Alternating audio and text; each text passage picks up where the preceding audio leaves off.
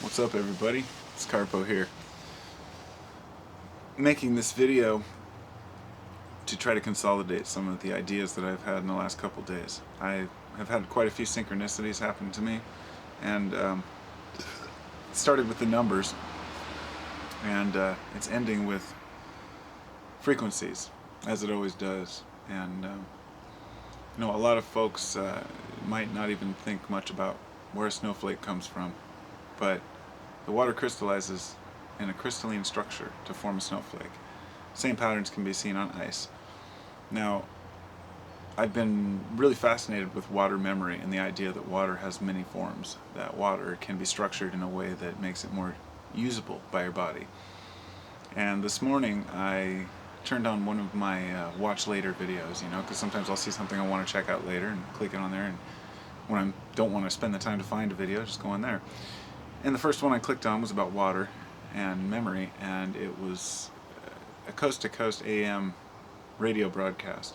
And it was done in segments of 10 minutes each, but the first one I listened to, he was, within that very 10-minute video, he talked about the music of the spheres by Pythagoras, which was what I was reading yesterday in my video. Now, you might not think that that's too much of a coincidence, but how often do you hear about Pythagoras, let alone the music of the spheres? And I believe the universe is speaking to me, so I listen. And during that, he was talking about the frequency of the sun, the sound of the sun. Now, this video, I think, was done in 2008, or this radio broadcast. And in 2010, they released a bunch from the, I think, the Soho spacecraft, and NASA released a bunch of sun sounds of the sun, whatever. I listened to that in the background while I was listening to the lecture. And the sound of the sun has this particular frequency. It's a very boom, boom, boom, and it emits a particular pattern.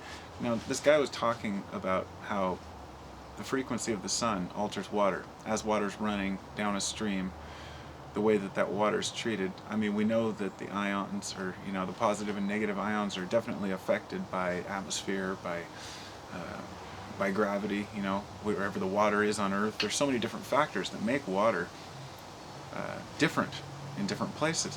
So my big question is this, and this is why I'm into this stuff, is how can we use this to help make ourselves healthier, better? How can we use this to understand the world that we live in better? And while I was listening to the guy talk, I actually had my finger in a gallon of water, and I was giving it intention, because he spoke at the beginning about, which was another crazy synchronicity, because 3 or 4 days ago, I decided that I was going to meditate on a gallon of water to purify it, because I was, thinking about this kind of stuff. And he talked about it like right away, and that same one as the Pythagoras. And I'm just like, weird, He says, yeah, through intention, we can alter the structure of water. And they've done all these experiments, and it leaves a lot of us to wonder, how valuable are the experiments? How valid are they? How much can we learn from it? How do we know if that particular structure of water is what we need, or not?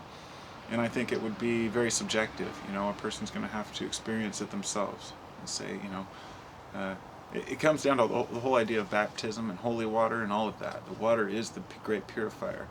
That water can alter its structure. But the big argument is whether or not water retains memory. And a lot of people say absolutely not. Others will say yes. For us laymen who don't have scientific or engineering background or understand water, it's a very complicated issue, But when they started talking about fourth stage water, I was learning about that like a week ago or a week or two ago, about this idea that water exists in a fourth state besides a gas, solid, or liquid. That once it's in your body structures it to be functional in different ways, that it arranges the structure of the water to use between your joints for better cushioning, all kinds of things like this. I have a lot more research to do on it, but it leads me to believe that if that's true, then pre-structuring the water, if you will, may be a key to better health, a better way to utilize the water. We don't just use water for just lubrication. It's it's not like just like oil for our engine. It's more than that. We actually burn that hydrogen, I believe, off that water, that we use hydrogen from all of our foods.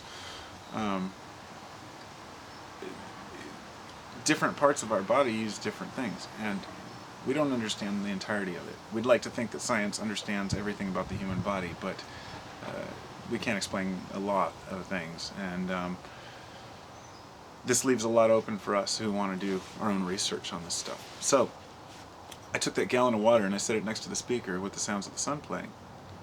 How do I know if it's going to do any good or not? I don't. But it's crazy to think about this, because when they talked about the music of the spheres, this was written long before we had any recordings of the planets. Now we can listen to the planets. If you listen to Saturn and the rings of Saturn, like somebody was saying earlier to me, it's really creepy. It's a very creepy sound. Actually, they're redoing Cosmos,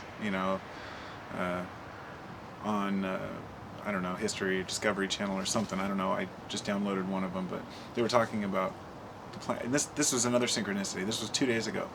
I just watched it, and they showed all the different planets and played all the different spectrums of sound and frequencies from all the different planets. Now here's where it gets weird, if it isn't weird enough. When they play the sounds of the Earth from space, you know right away what that sound is as soon as you hear it. It sounds like birds. It sounds like birds singing in the forest. It sounds like birds singing in the jungle. It is so much like birds singing that there's nothing else that you could really think it would be. And instantly, I guess the scientists who are studying this were just blown away, and their first thought was that the birds aren't just singing songs. The birds are singing the sounds of the planet. The birds are singing the Earth's song for us to hear. And that blew me away. I haven't confirmed this. I don't know for sure if this is the fact, but this is coming from the scientists at NASA, I mean, not that a lot of people might give them credibility, and a lot of people say I give them no credibility.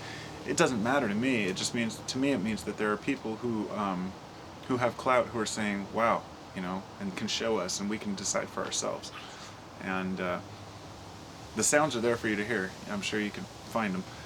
And it leads me to think that everything is harmonizing. Everything is singing the sounds of the planet. And the birds are the closest to it. And birds are amazing creatures. And before I forget, it was funny because during that thing, that little 10-minute clip, one of them I was listening to, he was talking about the sound of the sun being the representation of Om, the original sound of God, the Word of God, Om.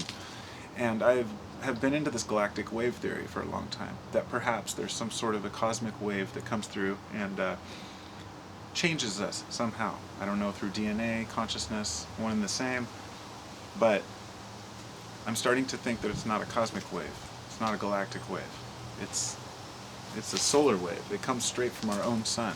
And I've already considered this in the past, but this is starting to make more and more sense. When I listened to that sun, it sounded like Om instantly. And it's funny because I looked down the comments list, and one other person said, that sounds like Om, without even knowing. I mean, it's just so obvious. And okay, so what is God to the ancients? God is the sun. And the sun is a frequency and has a vibration and a song of its own. And if the Word of God was going to be anything, it would be the frequency of the sun. So here we are. In the future, we have the means to decipher and play the sounds of the sun on our speakers at home. Is that as valid as the actual frequency itself? I don't know, but I think it opens up a whole Pandora's box of spherical influences and frequencies. The idea, before I really want to get this across, because this is why I believe in astrology and astrotheology, to a certain extent, is because people don't just make things up out of the blue. Ancients didn't just make up the idea of astrology. It came out of intensive understanding of the cosmic cycle, the great year, and the smaller 2160 year cycles.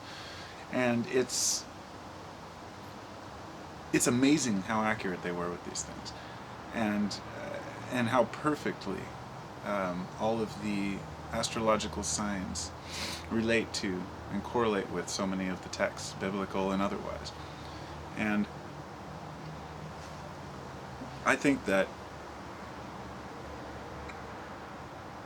they were able to use this resonance, these frequencies, and this is why I believe that the great hall in the pyramid was used for this, or the whatever they call that area, I can't remember. I believe that so many of the ancient structures were used for vibrational resonance, but it was a combination of frequencies that get the right result. And I think that's what we're all missing, is it's a combination of frequencies. It's not just one frequency, because we can go up the frequency scale and test all of them. But when you start crossing frequencies, this is how you might be able to, they can overlap. You can get constructive and destructive interference, and it becomes so many different possibilities that it takes a lot of research to figure this out. We can already, levitate things in small boxes with frequency, and so what do we do with all this stuff? Well, my hope is that if people like you and like me actually take the time to do experiments and play with our own ideas and grab the tools at our disposal and do the research we can, things that our ancestors would have loved to have, some of these tools, and apply them. Just being able to measure the electrical field around your body is an amazing thing, and I'm not able to get an electron microscope to test my water, so I have to assume that it's doing something. But I think that we're on the right track. I feel like it is the right track, finding that sound, that frequency.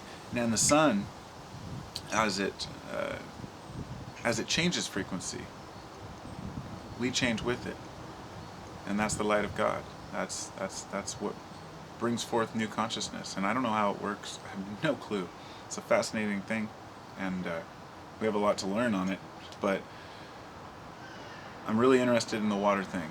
And if anybody else has any information on this, besides cymatics, I'm fascinated with cymatics, but I think that there's more to be learned without all the wishy-washy stuff, that we can prove this beyond, pseudoscience and nonsense.